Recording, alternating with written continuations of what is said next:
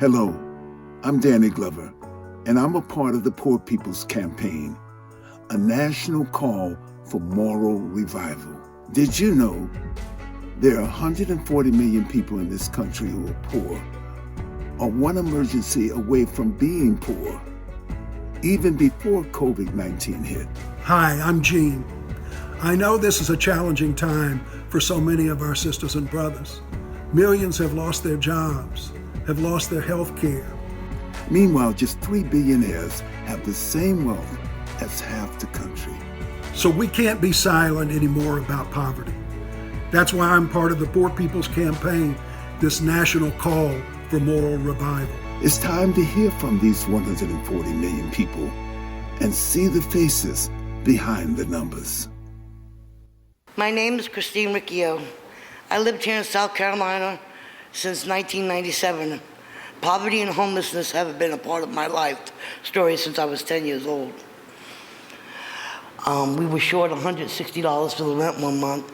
We asked the landlord for extension for 3 days, and the next thing we know, we got eviction notice. So we moved downtown Charleston to Meeting and Lee Street, where we bought another tent to live in, and prayed that the walls wouldn't shake too bad when the wind blew.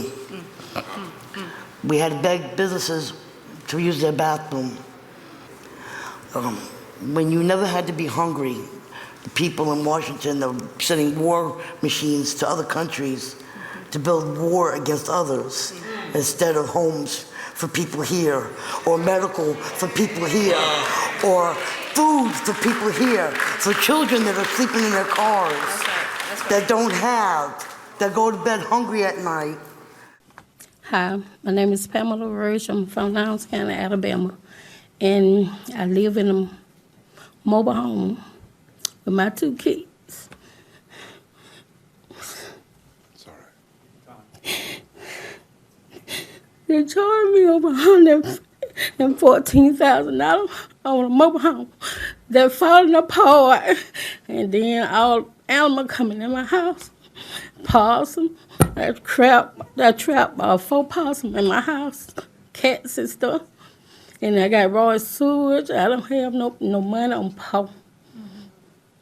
And I have to travel back and forth to Birmingham to take my daughter with the CPAP machine.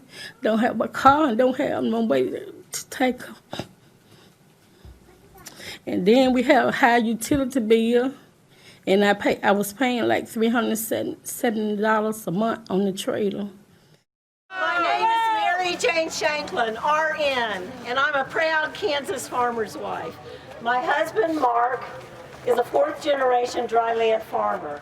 We live in a 129-year-old farmhouse with barely adequate electricity and barely adequate plumbing. We live in a food desert. There is only one grocery store in our county. We live in a news desert. We have no hospital in our county. And the nearest one is 30 minutes away at 70 miles an hour. And Kansas farmers are at a breaking point because economic stress and polluted groundwater are killing them. Cancer is the 2nd leading cause of death in Kansas. A lot of it is due to the fertilizer and pesticide runoff in the water. We didn't get city water until 1984 on the farm. Before that, it was pond and stream water treated with chlorine. Almost everyone we know has a cancer story. And Kansas farmers' suicide rate is 85 deaths per 100,000, which is higher than our veterans' suicide rate. And it has shot up since 2017, when world grain markets were destabilized by tariffs. Farmers live in an invisible poverty and a silent desperation as foreclosures loom and the blame for being the one who lost the family farm hangs over them every single day. Pacoima is really important to all of us. Many of us who are here come from this community, including myself. And so it's important when we hear things like 1 out of every 4 students in Telfair is homeless. That means something. It's more than a number. That means that there's children and families who are going without. And that's not right. The homelessness that you're seeing in the streets of LA in our community. You can see it in Fresno. You can see it in Sacramento. You can see it in Salinas. You can see it in Chico. You can see it all up and down the state. People encamped in the streets, living in their cars, in RVs, in garages. It's a growing phenomenon. And one thing that's important for me to point out, I don't think this is because people just don't know how to manage their finances. This is an economic devastation based on a systemic root. We're all tied to that root. My name is Olivia Williams. I work at Starbucks in the Orlando International Airport. My coworkers and I began organizing a union because we were frustrated about the disrespect from the host management. I'm 24 years old and I was hospitalized twice in 2 years from workplace incidents.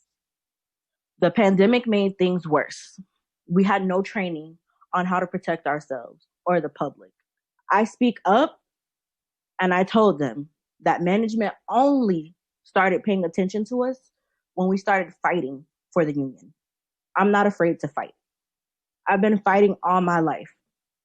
I was born with cerebral palsy, and my parents were told I would never walk or talk. Instead, I graduated high school at the top of my class. HMS Host underestimates me and my coworkers. But working people like us are strong and powerful when we come together. This is why we demand an historical investment in resources to end the pandemic of poverty in the midst of plenty. Repeal of the 2017 tax breaks for the wealthy, relief from poverty and wealth inequality. I'm tired of watching my friends die in the streets. Everyone has the right to affordable housing and living wages, and that's why I work with the Poor People's Campaign, a national call for moral revival.